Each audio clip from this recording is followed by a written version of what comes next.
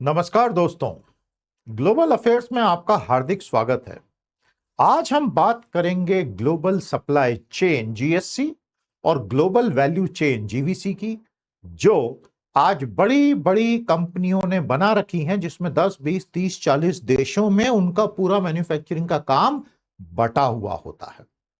साथियों, ये पूरा ग्लोबल सप्लाई चेन का आइडिया आया कहां से? 1980 के दशक में जब ग्लोबलाइजेशन यानी वैश्वीकरण आया, तो जो बड़ी कंपनियां थी दुनिया की, उनको एक बात समझ में आई। अगर हमारा एक फाइनल प्रोडक्ट है जिसमें 50 अलग अलग कंपोनेंट लगे हैं, तो क्यों ना हम ऐसे 20-25 अलग अलग देश देखें जहां कुछ कुछ कंपोनेंट बेस्ट क्वालिटी के बनते हों, सबसे कम प्राइस पे बनते हों। क्योंकि हर देश सब कुछ नहीं कर सकता। हर देश का अपना एक कंपेरेटिव एडवांटेज होता है, एक एब्सोल्यूट एडवांटेज होता है। इन मल्टीनेशनल कंपनीज ने अलग अलग देशों में ढूंढना शुरू किया कि कहां क्या काम बेस्ट हो सकता है। कई जगह उन्होंने सपोर्ट भी किया पैसे देके, और फिर इस तरह की ग्लोबल सप्लाई चेन्स बनने लग गई। The full flow of materials and components across the world to optimise for efficiency and quality. आज स्थिति यह है कि दुनिया के बड़े कॉम्प्लेक्स प्रोडक्ट्स 30-30, 40-40 देशों की सप्लाई चेन से बनते हैं। हालांकि आप और हम जब उसको खरीदते हैं, यूज करते हैं, हमें पता ही नहीं होता कि उसके अंदर किन किन देशों का क्या क्या लगा हुआ है। फाइनल एक लेबल होता है कि मेड इन चाइना या मेड इन ताइवान या असेंबल्ड इन चाइना या मेड इन इंडिया, वॉट, लेकिन वो कितने देशों से होकर आया ये हमें पता ही नहीं होता है। तो दोस्तों, ये थी ग्लोबल सप्लाई चेन की कहानी।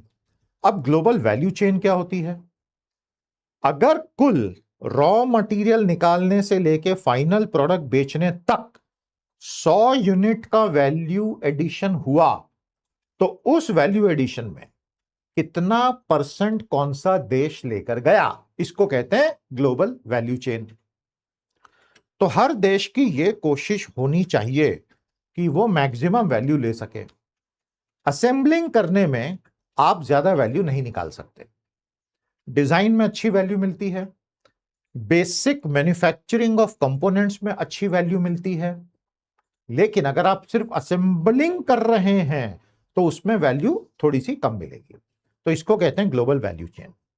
आज जो वर्ल्ड इकोनॉमी का ढांचा है, इसमें सैकड़ों ग्लोबल सप्लाई चेन्स चल रही हैं, जिनके साथ पैरेलल वैल्यू चेन मिरर हो जाती है।